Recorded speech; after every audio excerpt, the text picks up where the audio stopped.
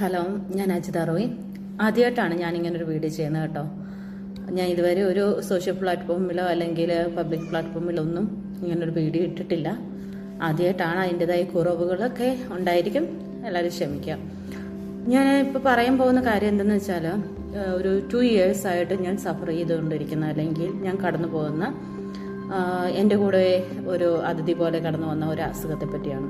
ഒരു റയർ ഡിസീസാണ്. അപ്പോൾ അതുകൊണ്ട് തന്നെ അതിനെക്കുറിച്ചുള്ള ഒരു അവയർനെസ് നമ്മുടെ ചുറ്റുമുള്ള ആളുകൾക്കാണേലും അല്ല ഇത് അനുഭവിച്ചുകൊണ്ടിരിക്കുന്ന രോഗികൾക്കാണേലും വളരെ കുറവാണ്.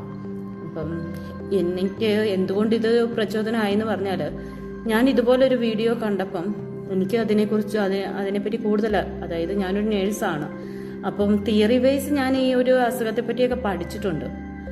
എന്നാൽ പോലും ഞാൻ എൻ്റെ ലൈഫ് എക്സ്പീരിയൻസിലോട്ട് ഇത് വന്നപ്പം കുറേ സഫർ ചെയ്യുന്ന പറഞ്ഞാൽ 8 years ഞാൻ വീണ്ടും പഠിക്കേണ്ടി വന്നു. അതിനെപ്പറ്റി ഞാൻ എക്സ്പ്ലോർ ചെയ്യേണ്ടി വന്നു.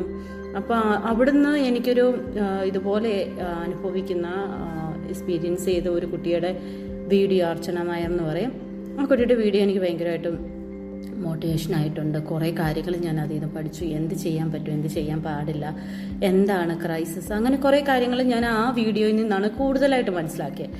അപ്പം കാരണം നമുക്കറിയാം, നമ്മൾ ഡോക്ടേഴ്സിനെ ഇടയ്ക്ക് ചെല്ലുമ്പോൾ അവർ ചിലപ്പോൾ തിരക്കുമായിരിക്കും. അവർക്ക് പരമാവധി അവർ പറഞ്ഞു തരാൻ പറ്റുന്നതൊക്കെ പറഞ്ഞു തരും. പക്ഷെ എന്നാൽ പോലും നമ്മൾ എക്സ്പീരിയൻസ് ചെയ്യുന്നവരെ സംബന്ധിച്ചിട്ട് അത്രയൊന്നും അറിവ് പോരാ നമുക്ക്. കാരണം ഒരു ഡെയിലി ബേസിസ്, ഇതൊരു റയർ ഡിസീസ് ഇന്ന് വരെ ആർക്കും ഇല്ല. അപ്പം നമുക്ക് എങ്ങനെയാണെന്നുള്ള ഒരു ബുദ്ധിമുട്ട് കാര്യങ്ങൾ, ആ ഒരു സ്ട്രഗിൾസിൽ കൂടെ കടന്നു പോയ ഒരാളാണ് ഞാൻ. അപ്പം അതുകൊണ്ട് തന്നെ ഈ ഒരു വീഡിയോ മറ്റുള്ളവർക്ക് പ്രയോജനപ്പെടുമെന്ന് ഞാൻ അങ്ങനെ വിചാരിക്കുന്നു, ആഗ്രഹിക്കുന്നു. അപ്പം എൻ്റെ അസുഖം എന്താണെന്ന് ചോദിച്ചാലും, 100,000 ഒരാൾക്ക് മാത്രം വരുന്നതെന്നൊക്കെ പറയുന്ന മൈസ്തീനിയ ഗ്രവിസ് എന്ന് പറയുന്ന ഒരു അസുഖമാണ്. പലപ്പോഴും ഞാനിത് ആദ്യമായിട്ട് പറയുമ്പോൾ പലരും ചോദിച്ചിട്ട് ഇതെന്തൊരു പേരാണെന്ന്. അപ്പം സത്യം പറഞ്ഞാൽ എല്ലാവർക്കും ഒന്നും അറിയത്തുമില്ല.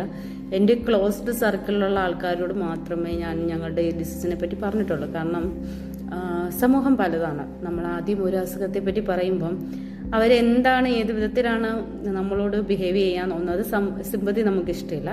രണ്ടെന്ന് പറഞ്ഞാലും ഇവരിൽ നിന്ന് കിട്ടാൻ പോകുന്നത് അല്ലെ റിസൾട്ട് എന്താണ്, ചിലപ്പോൾ നമ്മളെ കുറ്റപ്പെടുത്തുമോ, അല്ലെ ആ ഒരു മൊമെന്റിൽ അതൊന്നും നമുക്ക് റിസീവ് ചെയ്യാൻ താല്പര്യമില്ലാത്തതുകൊണ്ട് പരമാവധി ആരോടും ഈ ഒരു അസുഖത്തെ പറ്റി പറഞ്ഞിട്ടില്ല. ഇപ്പോഴും ഇതറിയാൻ വയ്യാത്തവരുണ്ട്.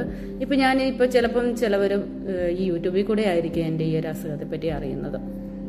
കാരണം ഇപ്പം എനിക്കതൊരു പ്രശ്നമല്ല, ആരോട് പറയാനാണെങ്കിലും ചെയ്യാനാണെങ്കിലും. കാരണം ഞാൻ അതിൽ നിന്നൊക്കെ സർവൈവ് ചെയ്ത് കുറച്ച് ഞാൻ മുന്നിലെത്തിക്കഴിഞ്ഞു. അപ്പം എനിക്ക് അതിൻ്റെ അകത്ത് ഇപ്പം എനിക്കത് ആരറിഞ്ഞാലും ഒരു പ്രശ്നമില്ല എന്നുള്ള ഒരു ലെവലിലേക്ക് ഞാൻ എത്തി. അപ്പോൾ ഈ മൈസ്തീനിയ ഗ്രവിസിനെ പറ്റി ആദ്യമായിട്ട് എനിക്ക് അറിയാവുന്ന ഒരു നോളജ് പറയാം. അത് കഴിഞ്ഞിട്ട് എൻ്റെ എക്സ്പീരിയൻസ്, ഞാൻ എങ്ങനെയാണ് ആ ലൈഫ് ജേർണി തുടങ്ങിയതെന്നുള്ളതും പറയാനായിട്ടാണ് ആഗ്രഹിക്കുന്നത്. അപ്പം മൈസ്തീനിയ ഗ്രവിസ് എന്ന് പറഞ്ഞൊരു ഓട്ടോമിൻ ഡിസീസ്. അപ്പോൾ ഓട്ടോമിൻ ഡിസീസ് എന്ന് പറയുമ്പോൾ നമുക്കറിയാം, ശരീരത്തെയൊക്കെ സംരക്ഷിക്കേണ്ട ഒരു സിസ്റ്റം എന്ന് പറയുന്നത് തന്നെ നമ്മുടെ പ്രതിരോധ സംവിധാനമാണ്, ഇമ്മ്യൂണിറ്റി സിസ്റ്റമാണ്. അപ്പം അതിന് തന്നെ ഒരു മിസ്റ്റേക്ക് സംഭവിക്കുക, അല്ലെങ്കിൽ അത് തന്നെ നമ്മളെ സംരക്ഷിക്കേണ്ടവർ തന്നെ നമ്മളെ അറ്റാക്ക് ചെയ്യുക എന്ന് പറഞ്ഞു കേട്ടിട്ടില്ലേ. അപ്പം ശരീരം നമുക്ക് എഗനസ്റ്റ് ആകുന്ന, നമ്മുടെ ശരീരം തന്നെ നമുക്ക് എഗനസ്റ്റ് ആകുന്ന ഒരവസ്ഥയാണ് ഇത്. ഓട്ടോമിൻ ഡിസീസിൽ കൂടെ കടന്നു പോകുന്ന എല്ലാ ആളുകളും സഫർ ചെയ്യുന്ന ഒരു കാര്യം ഇത്. കാരണം സംരക്ഷിക്കേണ്ട ആ ഒരു സംവിധാനം തന്നെ മോശമാകുമ്പം പിന്നെ അവരെ സംരക്ഷിക്കാനായിട്ട് വേറൊന്നുമില്ല. അപ്പോൾ അങ്ങോട്ടും ഇങ്ങോട്ടും മിക്സപ്പായി അവർക്ക് പിന്നെ എപ്പോഴും രോഗങ്ങൾ വന്നുകൊണ്ടിരിക്കും. അതൊരു വല്ലാത്തൊരവസ്ഥയാണ്. അപ്പം ഇതും മൈസ്തീനിയ എന്ന് പറയുന്നത് ഒരു ഓട്ടോഇമ്യൂൺ കാറ്റഗറിയാണ്.